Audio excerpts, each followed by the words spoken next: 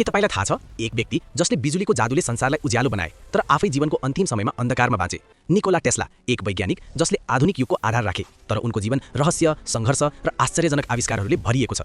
उनी जसले बिजुलीको वैकल्पिक धारा एसी आविष्कार गरे जसले आज हाम्रो घरहरू उज्यालो छन्। तर उनको कथा केवल सफलताको होइन, यो एक्लोपन, धोका र सपनाहरूको टुटेको कथा पनि हो। आउनुहोस् यो रोमाञ्चक यात्रामा डुबौँ। निकोला टेस्ला 1856 जुलाई 10 मा क्रोएसियाको स्मेल्जान गाउँमा जन्मिए। उनको जन्म हुँदा आकाशमा चट्याङ परिरहेको थियो जसलाई उनकी आमाले उज्यालोको बच्चा भनेर व्याख्या गरिन्।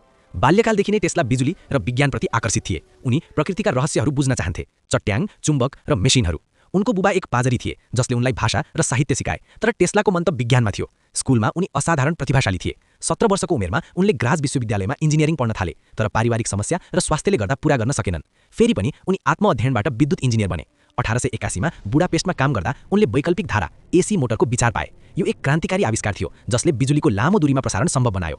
1884 मा अमेरिका पुगेपछि टेस्लाले थोमस एडिसनको कम्पनीमा काम थाले। एडिसन प्रत्यक्ष धाराको पक्षधर थिए, तर टेस्लाले एसीको फाइदा देखाए। एडिसनले उनलाई $50,000 पुरस्कार दिने वाचा गरे यदि उनले डीसी मेसिनहरू सुधार्न सके, तर सफल भएपछि एडिसनले मजाक भनेर टारिदिए। यो धोकाले टेस्लालाई क्रोधित बनायो र उनी कम्पनी छोडेर आफ्नै बाटो लागे।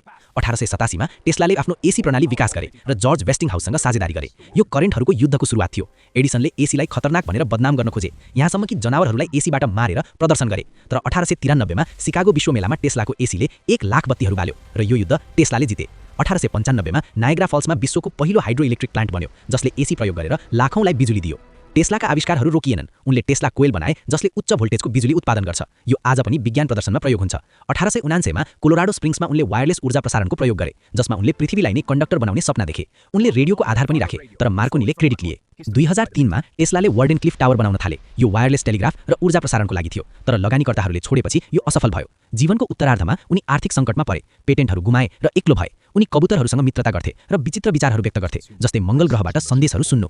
1943 जनवरी 7 मा न्युयोर्कको होटेलमा 86 वर्षको उमेरमा उनको निधन भयो, ऋणमा डुबेर। तर आज उनको योगदानले संसार चलेको छ, टेस्ला कारदेखि वायरलेस टेक्नोलोजीसम्म। निकोला टेस्ला एक जिनियस जसले भविष्य देखे तर वर्तमानले उनलाई बुझेन।